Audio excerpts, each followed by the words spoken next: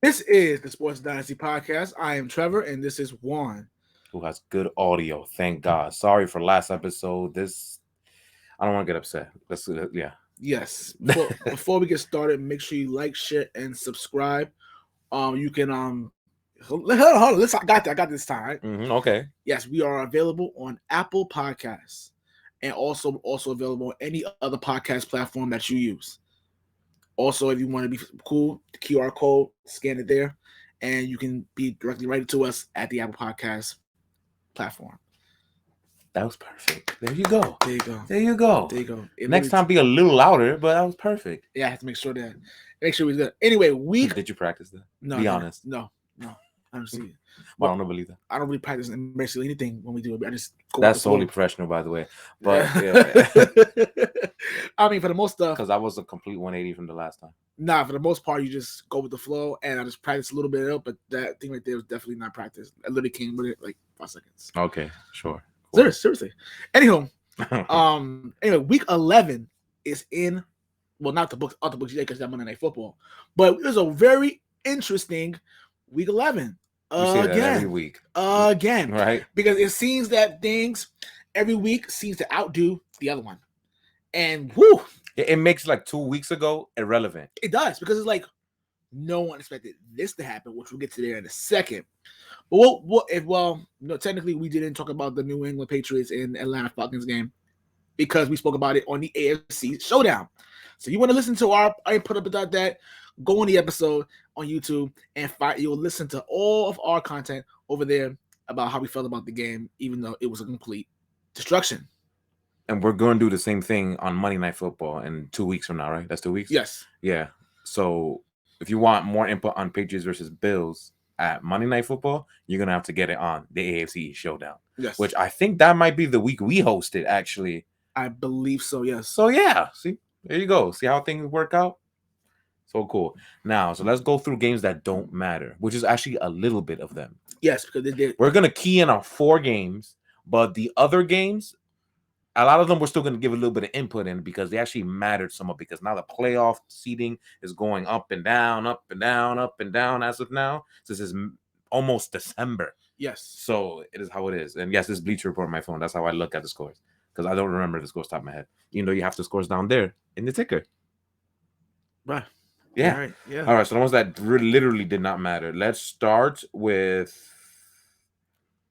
49ers and Jaguars because, I mean, 49ers still got a little bit more work to do to get there. So once they start, if they win, I think next week they have a big game. I think it's Minnesota. Minnesota. Yeah, that's a big game. So if they win that, we could really start talking about 49ers in the playoff push. Otherwise, this is a useless game. Yeah, they won the game 30-10. It was pretty. There's a game that they needed to get done to say, all right, 100%. Yeah, because again, especially how Minnesota played last night.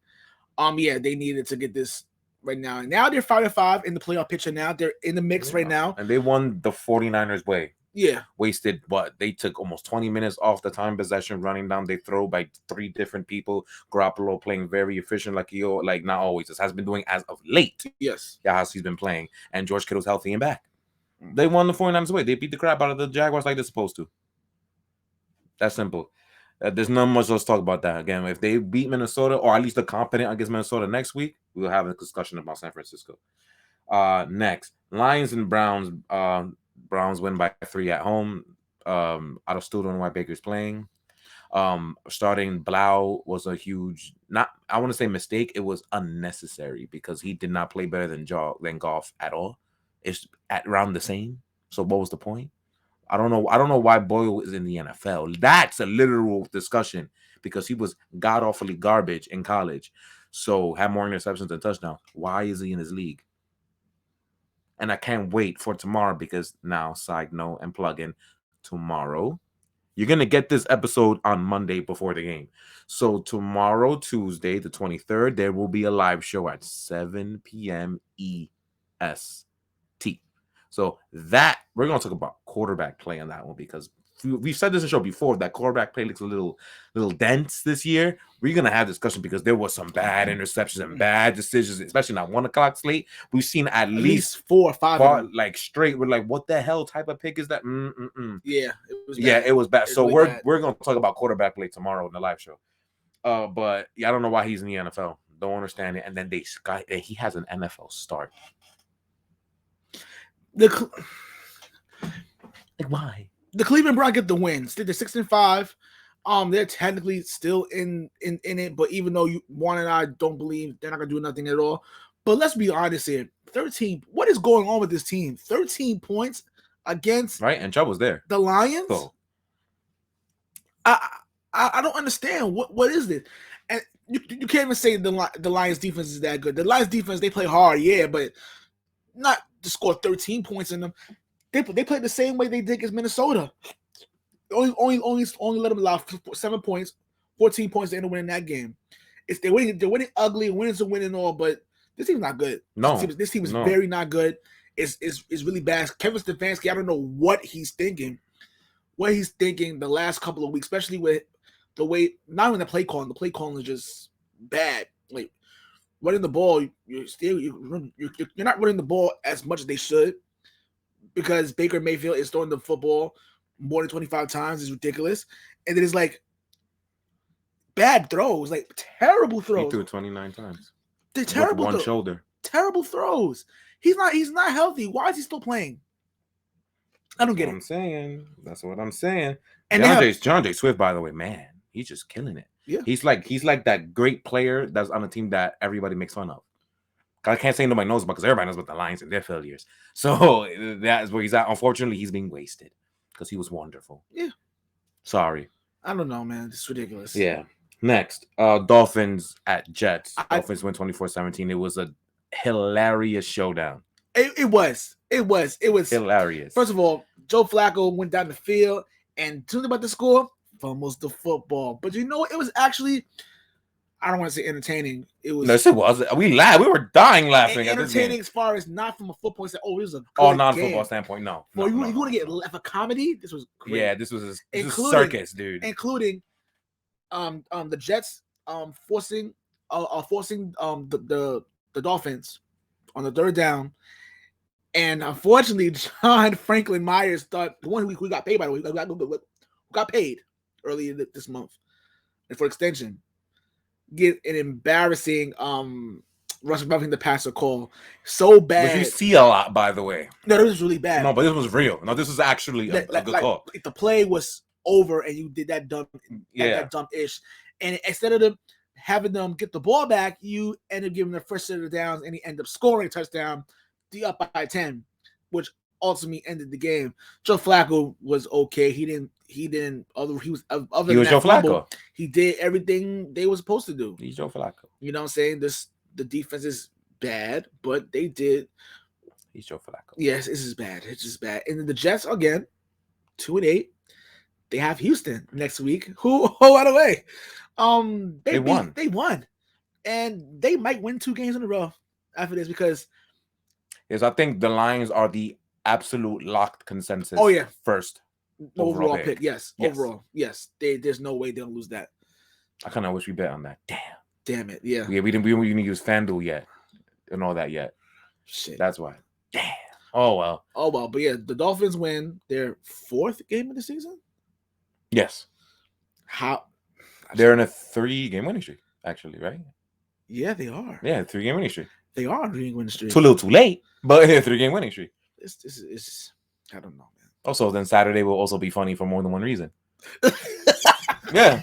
Shout out to Captain D, man. Yeah, he's gonna be loving it. We're gonna be laughing because we already won our game on Thursday, and then the other guy, we're gonna get to that in depth. Yeah. What I was gonna say. Oh, this game has a name. This game is the I don't know how to develop young quarterbacks bowl. Yeah. That's what this game is. Because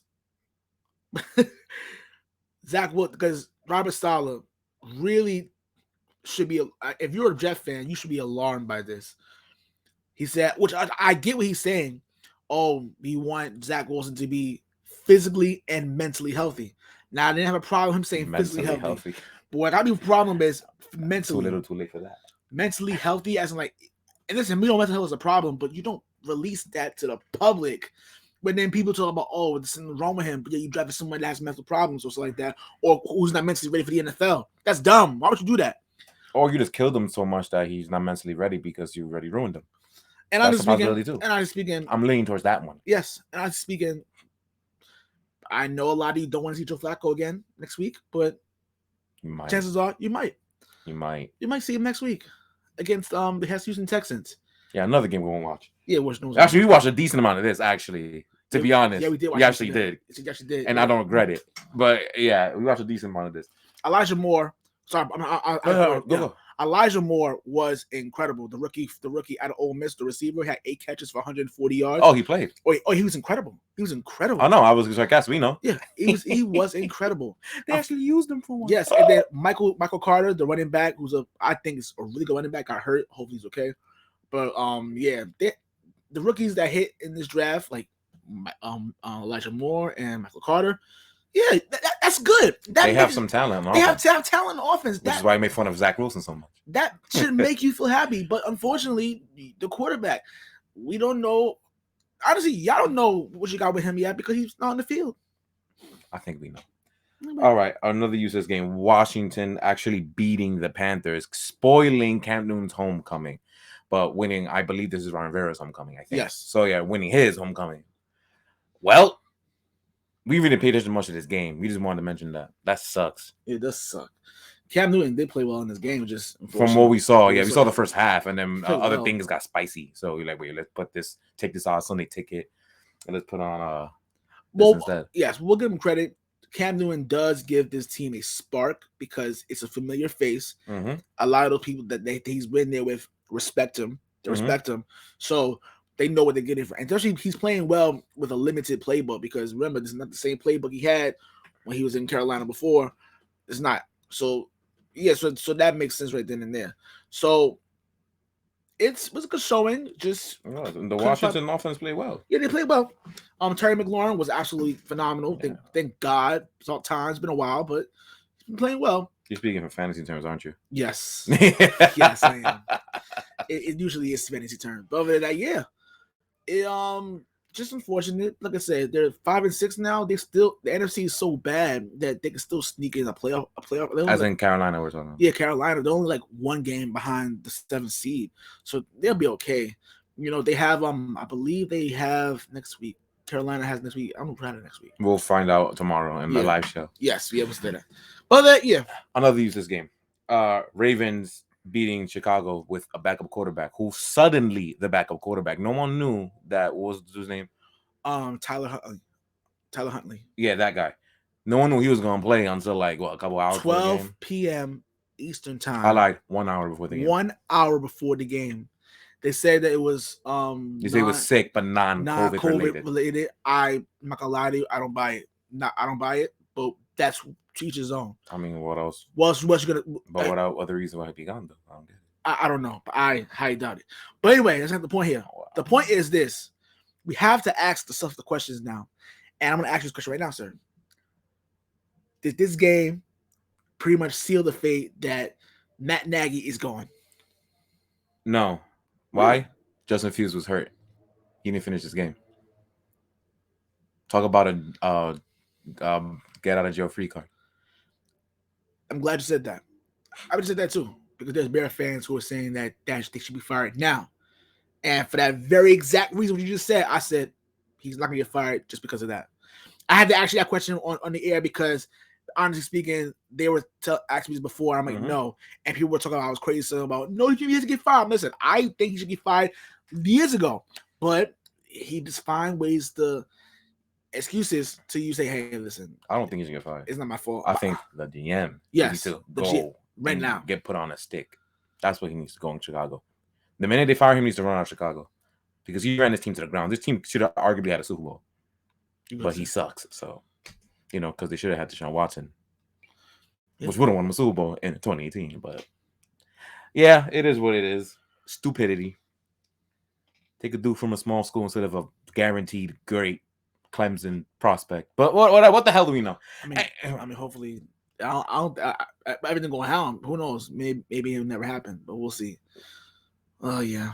Yeah, but you're talking about the stuff he's involved with Yeah, now, right? Well, that didn't pop up till now. That didn't pop up in 2018. Yeah. So they still don't Super Bowl. I understand that, but they'll probably take that more than anything. That's what it's a Super Bowl. Heck yeah. Yeah, but as Philly, their team isn't rots not anymore apparently, but their team weren't rots. They'll still take that 2017 team any day of the week. Okay. So you know what I mean? A Super Bowl wasn't what matters because the Rams are basically in that same boat. They win a Super Bowl, they don't care what happens to them in the future. But you know, it might be dark. Andy Dalton was okay in this game. Andy Dalton was okay in this game. He was just okay, and that's a problem. He did everything you wanted him to do.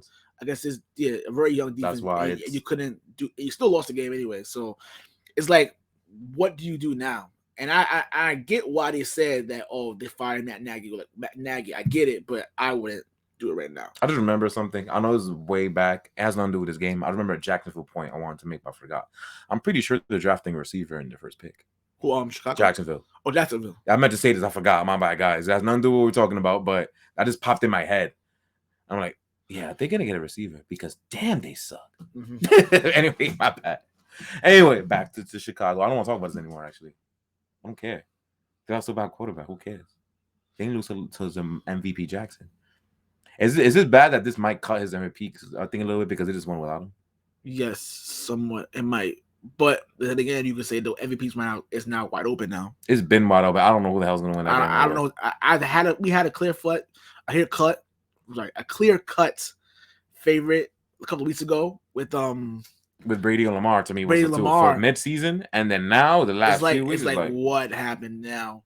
The freaking painful. The Buccaneers have been sucking offensively the last few weeks. Now Lamar has been up and down, losing up and down because the team sucks. And now he's gone in this one and they won without him. So it's like, now I don't even know. There's new names that are popping up in a certain cult team that we were going to talk about soon too, probably at the end of the show. Let's see what else we got before we get to the funny, cute games. All right. Oh, Saints and Eagles. The Eagles are moving on up. The Saints had no answer for Jalen Hurts, his dual threat self. They actually used Miles Sanders the way they're supposed to. Wow. He actually came back and actually ran on them. Oh my gosh.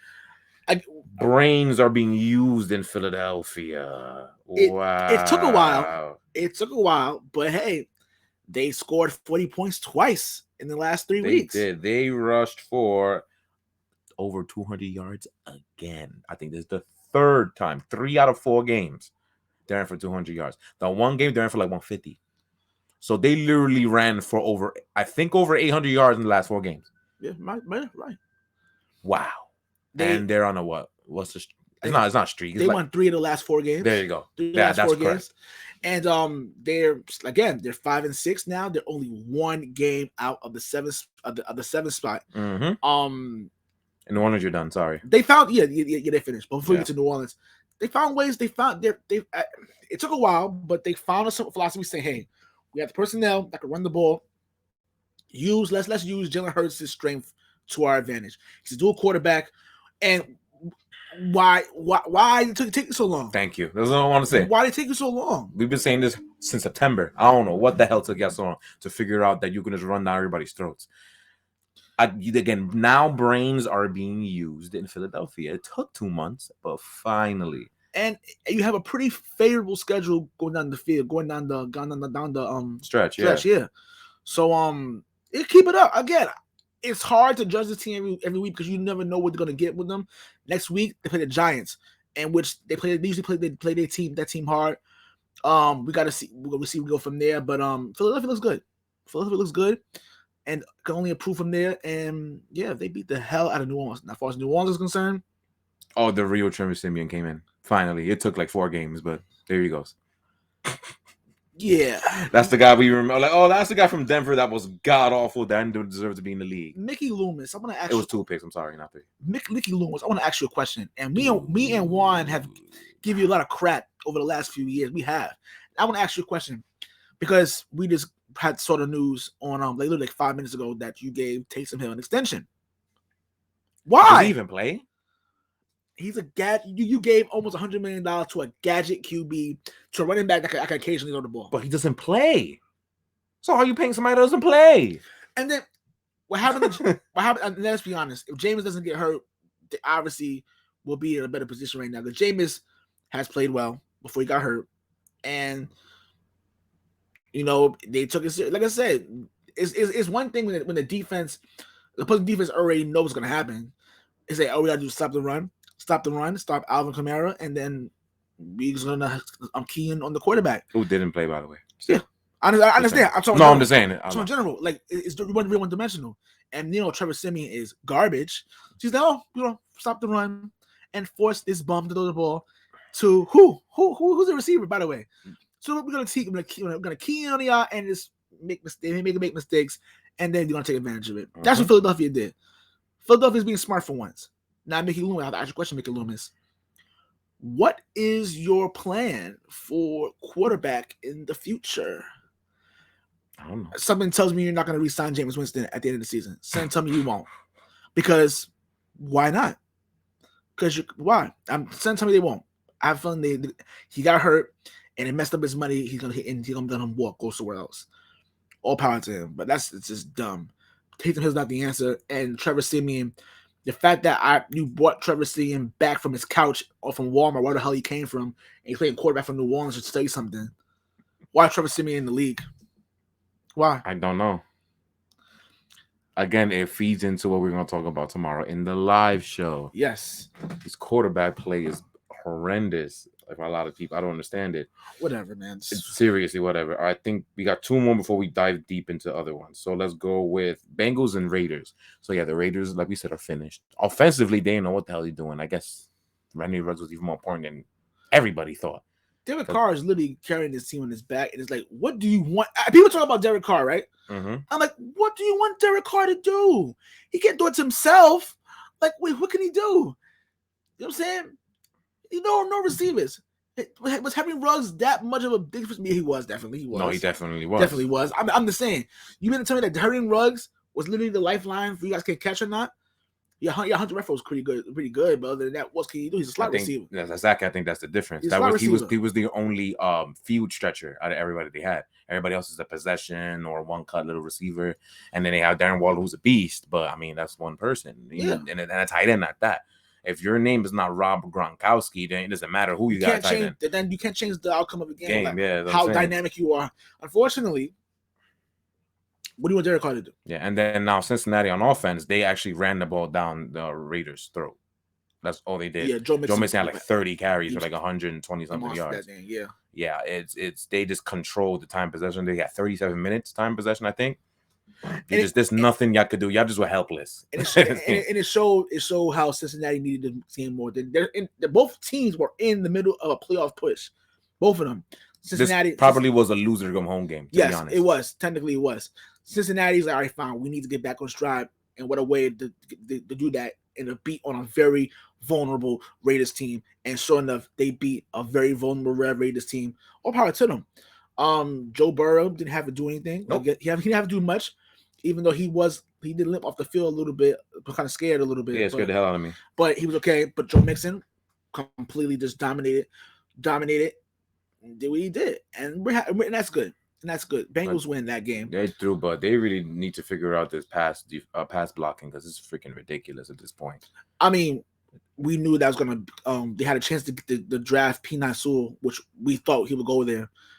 But unfortunately, just didn't happen. And we knew that was gonna happen. That you may have an explosive offense, but you can't block the quarterback. That's gonna happen. You don't want what happened last year to happen. Had to happen to him. So yeah. We figured that's gonna happen. But hopefully, again, in this draft, it's a lot of offensive linemen coming out of this draft. They there might be a middle of the draft this year because of how the record's going to be. They should draft a really good offensive lineman in the draft. There's going to be at least really good ones. Draft like 3. Yes. Like no, don't play. Draft like 3. Yes, the trenches are important. Yes, they already did good with one side. Do it on the offensive side this time. Yes. Steelers and Chargers. Wow, the Steelers actually put up 37 points. I didn't think that would be possible. But they did do that, and the Chargers outdueled them. Justin Herbert looked like everybody's darling again, finally, after a few weeks of not very good play, I would say. You know why? Because they actually threw the ball down the field. They weren't doing that. I've noticed they weren't doing that in the last month. I don't know why. But now they're throwing the ball downfield. They actually letting Mike Williams go down the field. They let everybody go and be the explosive Chargers offense that we were supposed to see all of the season. Instead, we didn't see it that much in the season at all. Mike Williams with a great 53-yard catch downfield. Today, oh my God, Mike Williams, the home run hitter, is actually allowed to get home run catches. On a pretty good Steelers defense too. So this is an impressive win too, in a sense. Yeah. And Austin Eckler, one-man show. Wow. I was waiting for it. I know you got something to say. I love, first of all, you know how I can't stand high scoring games. I can't stand it. But in this sense, it was more of like you have one of those a duel, like a duel, and seeing Justin Herbert play like that is incredible. He was incredible yesterday. Just found spots in the soft spots in defense, just exploited it. Mm-hmm. Amazing, incredible. Ben Roethlisberger, Big Ben. It's time to go. It's been time to go, but he can't throw past 5 yards. Like, seeing him try to throw a deep pass is honestly really sad. It's really sad to see. I'm like, oh, he don't got it no more. Yeah, we got this 2 years in a row. You know, Breeze last year and Ben Roethlisberger. It was 4th and 39 in the fourth quarter because they got pushed back a lot. 4th and 39. I was like, yo, the Chargers going to win this game. Because the Chargers going to win this game because there's no way he's converting that. There's no way he's going to convert it. And I was right. They converted. It was sad to see. Very sad. I wonder why they didn't try like substituting quarterbacks there. Rudolph and Haskins, I can know for a question, can throw deeper than he can. So I'm just a thought. I mean, if you want to talk about as far as like performance for the Steelers' performance, they played a lot better than they did against Detroit last week. I mean, they had the quarterback. Just destruction. But you gotta do something. You gotta do something. Quarterback play. Another we're gonna keep one question is it was really bad. He played good enough, but it's like it was more like a little dicky pass, and then the receivers have to do the rest of the work. And it's kind of like it's kind of trash. You think about it, it's not good to see. It's like, all right, fine, it's cool that you have a really, really good players to do that, and then Najee Harris got hurt. And that was pretty bad. Ever since then, like, yeah, they're not gonna win this game. But sorry, like, this isn't a losing goes home game, but it's close to it. The Chargers are back in the playoff picture. Yes, they are. They're 6-4. 6? No, like where are they? Seventh. Yeah. 7th. Cool. Now, oh wait, did I forget one? No, I didn't forget one. We got 5 games left. So we're not going to talk about the game. We're going to talk about the narrative of this one. Okay. So Arizona with a backward quarterback just beat up Seattle. It's unserious. The score didn't say that, but all the other stats do. So we're going to reiterate something that we've been saying for at least a year and a half. Yes. Yeah. Pete Carroll needs to be fired. Or retire. You could say face by retiring. All right. You're right. You know, you just need to get the hell out. Let me be nice. Yes.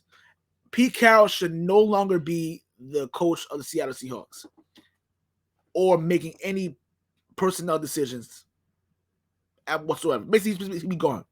Because if you take away the personnel power from him, you might as well fire him entirely because it doesn't make sense for him to be there. The way this team is assembled is embarrassing. You're wasting Russell Wilson's career. And he knows that, by the way. And he knows that. You can see how frustrated he's getting. The defense is horrendous. Mm-hmm. Colt McCoy threw 44 times and diced them the fluff up. The play call, that's embarrassing. Yeah. The play calling is outdated. This is not 2007, 2010. You're not in USC anymore. So the stuff that you have been doing since you got into Seattle in 2011, 2010, it's not working anymore. 10. Yeah, I think it was 2010. It doesn't work anymore. And it's sad to see Russell Wilson has his career wasted. It's an embarrassment. It's an embarrassment. I feel like we talk about this like once every season. We do this. I'm trying to figure out how is it possible to play a football game and the team had the ball for 40 minutes. Literally 40 minutes. And I mean, you know, makes it worse how bad Seattle's defense is. Normally, it would have been like, you know what, we could just go out and field real quick. No. We're gonna take our times beating your asses. We're gonna take your time. We know the defense can't do anything. We're gonna tire them out, And you know your offense can't do nothing either. So we're trying to tire you guys out and put the defense right back on the field and do the same thing again. 40 minutes, that's two-thirds of the time possession. Yeah. That's incredible. I incredibly incredible. And I was totally intentional. I'm not gonna lie to you. That's impressive. You never heard that before. No, and it was a backup QB, Colt McCoy. And how is that? Yeah, Colt McCoy. If I'm not mistaken, who got fixed last week? But yeah, he did. Got the miles Carolina. last week. I just don't get it now. I don't understand now, and what we want me to say about KP Carroll. It's embarrassing. It's really sad. How anemic this franchise is, and it's like, yo, you're literally going nowhere. And people say, oh, and we're gonna say, I'm gonna say this again. You have not recovered from Super Bowl 49. Yeah, clearly have not recovered from it, and it's showing more and more, showing that hey, this guy has to go. Y'all need a new breath of fresh air. Y'all need somebody new in there making decisions and going from there. Pete Carroll, thank you for your service, but you gotta go. You want a Super Bowl with us? You're a Hall of Famer. You're a Hall of Fame coach. He's a Hall of Fame coach. Get out of here. Retire.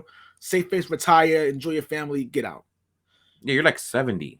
It's time. He's the oldest coach in the league. Get out. Like, stop. That's it. It's over. And honestly speaking, if I'm the owner, if I'm the Allens, I'm telling them, saying, listen, bro. It might happen, especially if they don't make the playoffs. But they're not. The season's over. Especially if they don't make the playoffs. I'm like, listen, they're gonna do what they did with Tom Coughlin. They're gonna ask him to retire, even though we know he got fired, and that was horrible. How he did him was bad, but he deserved it though. But not to go out like that. But you know what I mean. No, if you gotta force somebody to go, you know what I mean. If we're asking you to retire and they put a gun in their head, yeah, you should retire, dude. And you're like, okay, do it if you have to, because he gotta go. Save your franchise. Yeah. Because you know what? If you're not, you're going to lose your top 5 quarterback. That's what's going to happen. And he almost wanted to leave last year. He almost did. They're gonna lose them. People said that, oh, those rumors wasn't true. I'm like, yes, they were. I'm 90% sure they were. He's not happy there. Because who would be? Keep it real. Think about it. Who would be? Especially with a quarterback who has done everything you asked him to do. He has stayed loyal to this franchise since he's been there. He's the best quarterback you ever had in franchise history. It's not even close. Not even close. Not to disrespect Matt Hasselbeck, but yeah, it's not even close. It's not even close. But this is unfair to him. It's unfair to him for what he's done for you guys and to give him a roster that's not even playoff ready. Like, this is a bad roster. Yeah, and then they got an offensive coordinator that doesn't go through his strengths. It doesn't. No. But they know what it is. They'll probably say, "Oh well, when Russell wasn't got hurt, we probably wouldn't be." Yes, I would. The record wouldn't be as bad, but y'all still will be in limbo. Like, where do you go from here? Yeah, your team will still suck. You still have the same problems, but since Russell Wilson's there, you'll be like where Minnesota's at. This is the same man. That's what y'all will be. This is the same man that traded first-round picks for Jamal Adams, for a skinny linebacker. We're looking at Joe Douglas and the Jets. Talk about, what are you thinking? He might have thought, yeah, this guy's old. This old senile old man. This gave me. I can get rid of this guy for draft picks and build future, which he did, by the way. AKA Michael Carter and Elijah Moore. That's what, and Elijah Vera Tucker. Yeah. Move on. Let's go. Yeah. All right. Green Bay Packers lose to Minnesota. Tough game. Great game to watch. Very entertaining. Great game. Justin Jefferson was wow. And Rodgers hurt, apparently. According to him, is worse than the toe injury that they thought it was. His literal words. So whatever that means. He's injured. That's the part that's important. That's underlined. You know. I'm surprised no one said this, because he's unvaccinated, right? As we all know, because apparently, according to he's a liar or whatever, blah, blah, blah. So we forget that when you get that disease and you do not have this vaccine, there are supreme costly after effects. That had to be the reason why he sucked as bad as he did against Seattle the week before, because he was still under the COVID, after effects. Now he wasn't as good either to start off. Then it got better as he went on. He played off the COVID after effects, and then his foot got messed up. And I believe it got hurt. He got hurt before halftime, right? I think it was, but he played. He finished the game anyway. So he almost won this game with a messed up foot. By the way, that's pretty impressive because it's Minnesota. The Minnesota played very well most of this game, and I won't say dominated, but they controlled the game. They did. And again, this defense took a nap today. I guess today, Green Bay's letting Justin Jefferson get behind defense the many times that he did. That's a problem. I'm glad you mentioned that because why would you do that? I don't know. If I'm a defensive coordinator and I know I'm playing one of the best receivers in the league, I'm trying to slow him down. There's no. I know it's hard. It's easier said than done. And you may not be able to shut him down completely, but slow him down where to the point where he doesn't get that wide open. But that touchdown at the end of the fourth quarter, I'm like, wow, that was an incredible throw, by the way. Incredible catch, by the way. It's just too good. But also, this game taught me one thing, too, because now they're 5-6. They're 5-6, right? I believe they're 5-6. 1 second. Nope, 5-5. All right, they're 5-5. So they're 500. They're literally one game, half a game behind the the one game. I believe they're one game in the playoff picture. I think they're in the playoff picture, I believe. But the point is, Minnesota. Yes, they're 6-8. Oh, they're 6-8. Okay, cool. Wait. So a win here. Them and it's them Saints 49ers all have the same record. Eagles, Panthers are one game behind with 5-6. The other ones are 5-5. Interesting. And Washington is 4-6. Well, okay. Yeah, this is how trash this wild card spot is for the NFC, by the way. This win for the Vikings is more of, you could say, a season turnaround because they have a big game next week against San Francisco, and they're fighting the losses. They're finding ways to win games. And even in the losses, they're still competitive. They've been competitive in every single game they played in.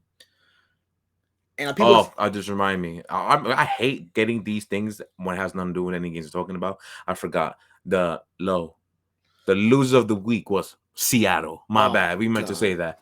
They're the losers of the Sports Dynasty podcast. Loser of the week, Seattle. Yeah, congratulations.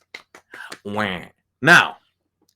Like I said, for Minnesota, season altering, especially if they make the play. If they finally make the playoffs and how they get there, you may have bought Mike Zimmer another year. Yes, that's exactly what you're doing right now. Yes, you're buying him another year, and especially the ones that's the fans that want him out. And I get it. I understand where you want him going. I get it. I get it too. We agreed. But by this happening, he turns us around despite all the things going on right now. Mm-hmm. You could buy him another year. He said, "Oh, I earn another year." And you can't, So, careful what you wish for. Be careful what you wish for. Like, do you want to be good? And because honestly, you can't have it both ways. You can't be good and want him gone. No, it's not how that works. If he's bad, then you let him go. But it's not how that works. But we'll see. And as far as Green Bay, just a loss. It happened last year. Happened last year. It is what it is. They're gonna be fine. Like, they're going to be okay. Well, assuming Aaron Rodgers can continue to play, because again, he hurt his foot. So we'll see how that injury, we'll monitor that. But otherwise, if that's okay, then he'll be fine. It is what it is. They're fine. Remember, they're still injured to crap on defense. They'll get their players back eventually. Valdez Scantling showing up in this game. That's good because now there's another receiver that I was kind of concerned because like Devontae Adams had the COVID last week, and again, we also say that I'm not sure he's vaccinated or not. But it has lingering effects regardless on the body. So luckily, he played pretty good last today too. But yes, about time for MVS. About damn time. Yeah, welcome back. Like I said, I feel like this might be his third game back, but he ain't getting no burn, whatever. So yeah, welcome back. Good. All right, I like your hat. Thank you. Your hat looks like someone's leading. Yeah. Yeah, it looks like the leaders of something, right? It looks like the leaders of the AFC East. And we didn't have to play a game yesterday. I like tie-in. That was pretty good. Yeah, so Buffalo, damn. I want to know how many of y'all watch the AFC East showdown. Oh, because we're going to have fun at this one. And Saturday, because this is ridiculous. Because apparently 2 out of the 3 guys called blowouts, and they weren't wrong. Yeah, but just not for the right team. Not for the right team. And we're looking at each other when they said that. We're like, blowout. And you're right. And they were right. It was a blowout. Just not for the team they was hoping for. And if you watch the show. Good call, by the way. If you watch the show. You were brave enough to do it. I was too scared to say it. Yes, I said Indianapolis was going to win this game. And I was right. Because if everything I said on the last episode, if they run the ball. If I'm not lazy, which I normally am, I'll admit it, I will have a clip of it to start off this episode. And that clip might also be in the AFC showdown in the beginning of this week's too, because they deserve that. But there will be a clip of us telling you exactly what was going to happen if certain things happen. And those certain things, not only did they happen, that was an explosion. That was dynamite of just Jonathan Taylor, who is an MVP candidate at this point, at this time, assuming that as Indianapolis gets out of this big, because they're in a big stretch of games, that is murder's row, because they started off perfect beating up Buffalo, right? They have to play Tom Brady soon. Then they have to play New England, okay? And then they have a break with the Houston Texans. Then they have to play Arizona, which they're most likely going to play Kyler Murray. So they have a murder's row of games. If they come out of this stretch at least 3-2, they already got one. It's time to talk about the Indianapolis Colts and Jonathan Taylor possibly being an MVP candidate. Yes, and everything I said was going to happen. Why the hell wouldn't it happen? It happened, all right. First of all, I said, one, can this offensive line be able to withstand Indianapolis' front? No, because Josh Allen played horrible. He was bad, so bad. They could have run the. They could run the ball. We knew what was going to happen. They're going to have those QB draws.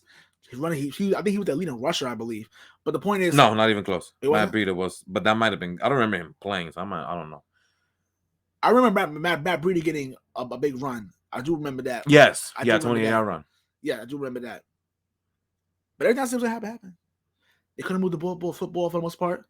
The offensive line is terrible. You can tell they're missing pieces there. But even when even at full strength, the offensive line's not that good. And I wanted to see if they would be able to combat that, and they failed miserably. I also said, since Buffalo's defense is best defense in the league, one of the best defenses in the league, I said that, can Jonathan Taylor and company, and can they run the football on this defense? Not only did they prove us right, it was literally sheer one-man wrecking crew. One-man wrecking crew. Yeah. This man had almost 200 total yards. 185 rushing and 19 receiving. So, yeah, he actually did get 200 yards. He had 200 total yards. 204 total yards. And found the end zone 5 times. 5 times. 5 times. 5 times. 5 times. He made Booker T proud. Man, proud. He literally did whatever he wanted to do. Yeah. And Leslie Frazier had no answer for him. They had no answer. And I'm like, wow. With a healthy Colts offensive line, this is what I said. They're the best offensive line in football. Yeah, I said both trenches are healthy. And I said if they couldn't stop it, they would have a long day. And they did. A long day for Josh Allen. He had 3 picks. I think it might be 2 in the fumble.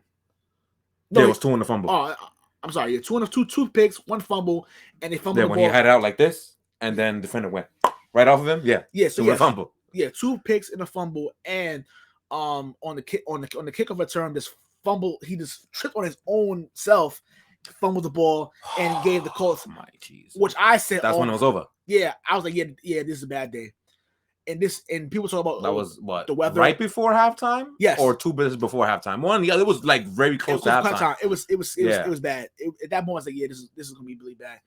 The weather didn't play up. In fact, the weather was bad. Yeah, ask Tyler Bass, kicker. Yeah, because he missed like 2 kicks, I believe. Yeah, one of them was a 57-yarder. That win was ridiculous. I knew he was gonna miss that kick because of that, and he did barely though, but he missed. And then he just shanked the 40-something the drive after.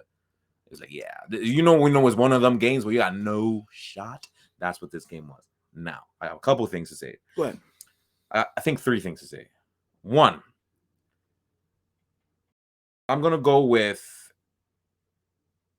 we didn't look at the real matchup problems coming in on this Indianapolis defense versus the Buffalo Bills offense. This year, the Buffalo Bills offense is pretty good at going deep downfield. Notice in this game that didn't happen. Why that didn't happen? Besides the offensive line being garbage, as everybody knows by now, the Indianapolis defense is very good at taking away the deep ball. Mm-hmm. Very good at it. They like to keep everything in front of them. There's something the Buffalo Bills aren't very good at. Taking what's there. So they didn't take what's there very well. This was a long day for that offense. Hence why since they don't like to take the ball downfield methodically, like you should, especially against defense like this, it gives the time. It don't take much time for a defensive line to get to Josh Allen, but it gives Lawrence Buckner, Quentin Payne company time to go get after the quarterback. And they did a great job sealing off the edges. So there was no rollouts, no bootlegs, none of that stuff. They didn't allow any of that to happen. They kept them in the pocket, and it was easy pickings for that defensive line. So good job on defense. Good job, Indianapolis. Underrated defense, as per usual. People love, especially the nerds, because they don't have great cornerback play, like all-time cornerback play. The nerds, the scientific data nerds, love to bash on this Indianapolis defense. Too bad they win by the trenches, and that's why they win their games. Which is what you want anyway. Whatever. Mm-hmm. Scientific data, my ass. Whatever. Scientific data. Yeah, so that's 1. 2, this goes into my point that I got attacked for 2 AFC East Showdowns shows ago about Josh Allen not being as good as he was the year before. And where you continue trying to figure out where I'm wrong, because it's pretty proven at this point that he isn't. He's good at deep ball, but his accuracy down short and down medium is not as good as it was last year, which is a fact. Hence why his QBR is down, his PFF grade is down. People don't like PFF, but it's still there. That's down. His passer rating is down. All those numbers is down. The stupid yards and touchdowns, interceptions, the crap yards, the crap stats that did not tell you the story. Yeah, those are the same as last year.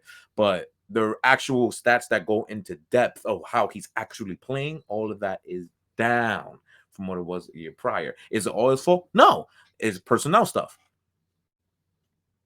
Like they miss a player like John Brown. They actually missed a player like that, even though he barely played the year before. That's why they got rid of him. But in 2019, him and Josh Allen actually connected on pretty good stuff. Why? Because he's a deep field stretcher. That's why they miss a player like that. So they got to look for someone like that. And Emmanuel Sanders is washed up, but as you can see also here. So he was never that type of player anyway. He's more of a damn near a slot guy, more so than a deep field stretcher. So they're missing something like that for Josh Allen. So personnel is part of it. Them missing Spencer Brown obviously part of it, hence why their line is so garbage. You still have to continue to play those backup bums on offensive line, so that doesn't help either. And now part 3. People need to stop sleeping on this Indianapolis team, because a lot of people still do it to this day. This was a statement game for them. Now everybody's looking like, oh yeah, they're healthy now. Now they're healthy.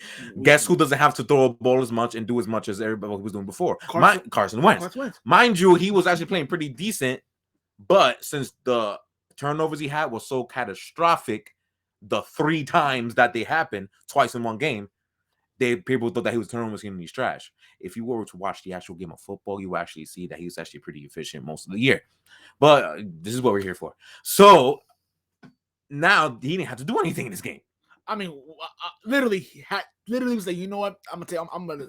It's gonna be an easy day. Him running like this. This Indianapolis team is a hell of a lot better than what everybody thinks that they are. Yes, and also, and honestly speaking, as far as Buffalo, we have to be honest here.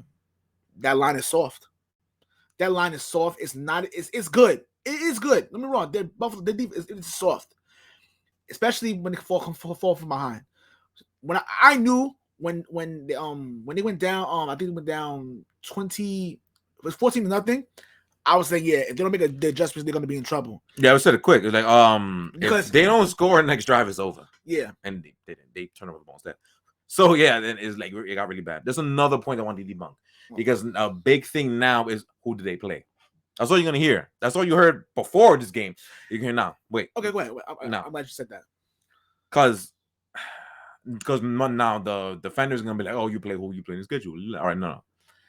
There's a narrative that I want to put out there to try to defend the Buffalo Bills. I'm gonna defend the Buffalo Bills here. People can be like, they didn't play nobody, which they didn't. Outside of Kansas City, who was at that point in time, because that Kansas City team is not Kansas City team we're seeing right now. It's a huge difference. So yeah, no, they didn't play this Kansas City team. This Kansas City team would give them a much bigger fight than they did a month and a half ago when they played. They may have beat them this time around. Maybe it's very possible. And they lost Tennessee in the game that they should have won, but they lost to them. But they didn't play anyone of merit basically until now. Mind you, people sleep on Indy and didn't think Indy was any good, but now they're going to use this game just to try to debunk Buffalo when they thought they were trash or whatever. And then they wound up losing to Jacksonville, right? Okay. But I'm going to give you another team who we're going to use to make fun of Buffalo in a couple minutes too. But we're going to use this team coming up right now, the New England Patriots. When you look at their schedule, who did they beat up until this point? The Chargers? At that point, the Chargers were already reeling, and the Chargers weren't really good to some people, right? So that's one. Cleveland sucks now, right? Mm-hmm. So who did they beat of merit? They lost to the good ones. They lost to Tampa Bay. Lost to Dallas. They lost to Dallas. They lost to Miami, and they got absolutely destroyed by the Saints. By New Orleans. So who did they play? But look at the narrative now. Now the narrative, they're good, they're back, they're not going anywhere. Oh, they're this, that, and the third. They're leading the division now, and Buffalo sucks. Buffalo's overrated. They're soft. You want to know why this is happening? I gotta love the human mind. It's because of an E word called expectation.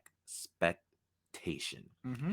You came into the season thinking they weren't going to be that good, but now since they went above your expectation, they're that damn good now, right? Versus Buffalo, that was everybody's Super Bowl pick, including even ours. Yeah. They were the Super Bowl pick, but since they're not, even mind you, this season they're still a top team, but since they're not blowing people away the way that people thought they were going to, especially games like Tennessee and whatnot, they're way overrated. They're soft. They're garbage. They're not that good. I think they're falling right into line as the line of this season. Was the narrative? Yeah. And there's again, we're gonna say this again. There's no dominant team. There's no great team in the NFL right now, but they're still one of the better ones. They're still a top team. So your expectations, look at them and examine them, and stop attacking these teams. There's no reason to attack these teams nowadays. I don't know what else you want us to say. Like it's because your ridiculous expectation was so damn high that they look lower than what they actually are. No, they're a top team still. They're a top few team in the AFC still. Are they leading the division? No. So they gotta take care of business. And those are the games that are gonna matter more than anything else now. They're still a top team. Don't get it twisted. You want to bash them, go ahead, waste your time. But they're still in the mix, and they have just as much as a chance, like everybody else in the AFC, to come out of this conference. Just like Kansas City, and I have to say that now, but Kansas City, like the Patriots, like the Ravens, like the Chargers, they have just as much of a chance to come out of this conference as the other teams I just said, and more. So let go of your ridiculous expectations, because you should have got rid of those expectations over a month ago. We did. You know what I'm saying? We stopped making fun of teams the way we usually do because no one's that good. So like anything could happen at any moment. So stop it. I just debunked that right there. Stop that. They didn't play nobody. They didn't play nobody either. But they're not getting made fun of for it. So stop. Stop it right now. They're a good team. Now, to make fun of them, you got to play these guys twice. Unfortunately for you guys, you got a taste of what power football and old schools type football is like. They do it better than Indianapolis. Mm-hmm. They have a better running back, Indianapolis, and Jonathan Taylor. There's no question about that. But New England has two of them who are very good, who has almost or just as good as an offensive line as Indianapolis, and definitely a better defense than Indianapolis, and a better coach than Indianapolis. So you guys have to figure out a way to get past these guys, because if you can't deal with teams like Indy, you're damn sure not going to deal with a team like this one. Oh, for podcast, it's the New England Patriots. I'm pointing. Trevor has a New England hat today, so that's what I'm pointing at. So if you're not watching on YouTube, if you're listening on Apple Podcasts, like you should be, I'm pointing at the New England Patriots. So in your own division, you got a team who is just as tough or tougher than Indianapolis. So you guys have a lot of film work to do to get past these guys. Now, this show is going a hell of a lot longer than I thought it was going to be. Damn it, because we still got one more game to talk about. This is going to take a minute too. Kansas City Chiefs, my bad, Chiefs. Whoa. The Kansas City Chiefs should have beat the hell out of the Dallas Cowboys, but they did not. So we're going to continue on with these narratives of they are back. No. I will give you this, though. This is going to be a lot of credit for you guys. Your defense definitely had to step up. The last 3 weeks, yes. Yes, although they did help this week. But they definitely got to step up. They're getting closer to that 2019 form. So kudos to you. It does help that there's no Tyron Smith in this game. CeeDee Lamb got knocked out in this game early. And no Amari Cooper in this game. And Zeke was hobbled for about, a quarter, and then he came back in the game. So, at Dallas Cowboys lost a decent amount of their skills position players in this game. And Tyron Smith, which is their not best lineman, but their most important lineman. So, that does help your defense playing as well as they did. But they do play well. They just got it done. Chris Jones was a freaking monster in this game. Yes. He killed that right side of the line. They had no shot against Chris Jones. He was wonderful. So, I'm going to give credit where credit is due. But it did have some help. I'm just trying to slow y'all roll before y'all start counting Kansas City as AFC champions again I don't want to use this word, the L word. I don't want to use the word lucky, but I don't know what other words to use. It's just the chips are falling in the right place at the right time. Circumstantial wins. There you go. Yes. For the last 3 wins, y'all did 3 games. 3-game winning streak or 4? 4. 4, yeah. So the last 3 games I'm talking about is a circumstantial win. So that first one was the Giants, right? Yes. Yeah, you should have easily lost that game. So yeah, I'm definitely taking that one out. So the last 3 games, circumstantial victories. Like playing Jordan Love, for example. Playing against the Raiders team, who not only doesn't like to adjust their defensive schemes, which I'll get to in this game. They also played a team who have their most important players were either in jail or got railroaded out of the league. So it's like you played against a team who was reeling, as you saw yesterday. It was essentially beating the hell out of them. Circumstantial wins, but this is a good win for you guys. Their offense is not back. They're still just sloppy. Don't know what the hell they're doing. Most part, Travis Kelce is a shell of himself. That has so many bad drops. Which is why I'm telling you that this team is not back. No, they're not back. Offensively, that's not going to change. Their defense definitely took a step up, which is why you're going to win this division damn near easily. Mind you, Chargers won handily yesterday, but I'm still going to say that they're easily going to win this division, the Kansas City Chiefs. Easily. But offense has not changed. Still the same sloppy offense. You looked okay for a quarter, and then Dallas's defense did something that the Raiders did not do, and they adjusted to you guys, and you guys got clamped for the last 3 quarters of the game. Yeah, you're not back. Because that Dallas defense isn't that good. So, yeah, you're not back. Dallas, not. Dak didn't play well. Dak did not play well. He did not play well. But he also did not have no help because those receivers, my Cedric Wilson. And whoever 85 is, those dudes do not belong in this league. Those drops were so bad. So bad. So what lost them this game to me was at halftime when Dak's interception. He completely just sailed that ball at CeeDee Lamb's way, and it was the easiest interception the corner ever had. That is what lost them the game to me. Because I knew at that point, like, this is over. Dak sucks today. It is what it is. But those receivers, dude, those drops, and those third down drops, too, that would have kept the chains moving. Those drops were bad. Hence why I'm telling you it's circumstantial. Because Lamb and Amari Cooper would not have dropped those balls. I'll tell you that right now. So very circumstantial. So all the Chiefs did was double on Michael Gallup because the only real receiver they had. And that was it. And they do whatever they want. Everybody else beat them. Yeah. Michael Parsons was incredible yesterday. Incredible. Yeah, it was a wasted effort. It was incredible. Defensively, they played very well. They did get to Mahomes a lot. Definitely made him uncomfortable. But at the end of the day, I mean, what else could you ask for them? They adjusted because they're the cover 3 team that goes by that outdated Seattle foundation. So they usually play their cover 3 schemes or their cover 1s, my man, right? So Kansas City eats that for breakfast, lunch, and dinner. No matter how much they suck this year, they eat that alive. So they adjust in the second quarter. They stopped doing that primarily and started giving them different looks, especially with two high safeties. That's how you get on Kansas City's nerves. So they did that to fix things up, and they completely clamped it. That's what the Raiders didn't do. That's the difference. Yeah, you pretty much everything I was gonna say. I'm sorry. But other than that, yeah, it was just. And then let's be honest here. It was bound to happen anyway. Dallas wasn't going to win all those games anyway. They're still a flawed team. They're a good team, but they still have work to do. Everyone else. Yes, everybody else does. So this is a loss. They lost to a team that's who's literally finding themselves. It's not the end of the world. I know a lot of Dallas Cowboy fans are pretty upset, saying, "Oh, whatever." It's just. I wanted to get to Philly. Yes, I'm glad you mentioned Philly. Yes, but I wouldn't be, but I'm not. I'm talking about. I wouldn't say they're hearing footsteps, but I think Philadelphia is going to be very. The way they're playing right now is like, listen, they want Dallas back. They want to get that rematch back, and get revenge for that. They have to win that game. They're 3.5 games behind them, so they have to win that game because they already got blown out by them in Monday Night Football already. Yeah, so they have to win that game. But I don't. That you already won this division, so I don't really know why we're having this conversation. My bad. That's a waste of time. Sorry. I'm sorry. That's my fault. I mentioned Philly just to joke around and laugh because they have a shot. No, they don't. They don't have a shot to win no damn division. Fluff out of here. Make the playoffs maybe, but that's pretty much it. Yeah, but they're your bum ass conference definitely. If this went by an hour, I had no idea it was gonna go this long. I wanted this to be like 40 minutes. Oopsie. It's okay. Live show tomorrow. Yes, live show tomorrow at 7 p.m. Eastern time.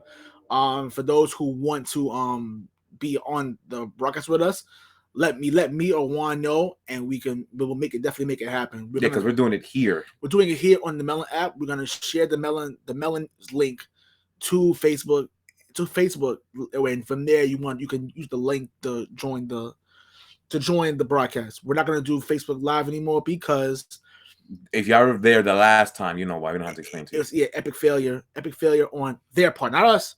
Not ours. It wasn't our fault on their part. Meta. Yeah, meta. But we're done here. If you loved us, which we know you do because you won't be listening to us. To find us. Jesus Christ. Sorry, go on go on your Apple Podcast apps and you'll see us there. Or you can find us on any other podcast platform where you can enjoy us and download.